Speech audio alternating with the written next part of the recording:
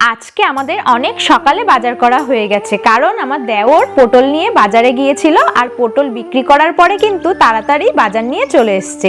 তাই সকাল সকাল রান্না চাপিয়ে দিয়েছি। বাজার থেকে কি নিয়ে এসছে সেটা তো তোমরা দেখতেই পাচ্ছ, চিকেন নিয়ে এসছে। এখন আমি চিকেনটাকে ভালো করে কষাচ্ছি। এই দেখো ভালো করে কষানো কিন্তু হয়ে গেছে। এখন আমি চিকেনের ভিতরে গরম জল দিয়ে দেবো।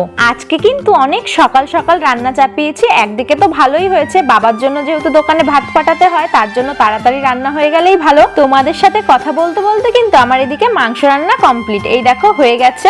এরপর আমি এই যে মাংসটা নামিয়ে নেব। মাংসটার কালার কেমন এসছে অবশ্যই কিন্তু কমেন্ট করে জানিও। ঠাকুমার অনেকদিন ধরেই কালো জিরে বাটা খেতে ইচ্ছে করছিল। এই যে প্রথমেই আমি কালো জিরে আর শুকনো লঙ্কা ভেজে রেখেছি, তারপরে এখন রসুন ভাজছি। এরপরে সব একসাথে বেটে নিলেই রেডি হয়ে যাবে। আজকে কিন্তু আমি শাকও রান্না করেছি মাছের মাথা দিয়ে, সেটার আর ভিডিও করিনি। এখন এই যে রান্না হয়ে গেছে তাই আমি কটা ভাত খেয়ে নিচ্ছিলাম। আজকের ভিডিওটা এই পর্যন্তই। সবাই ভালো থেকো, সুস্থ থেকো, টাটা।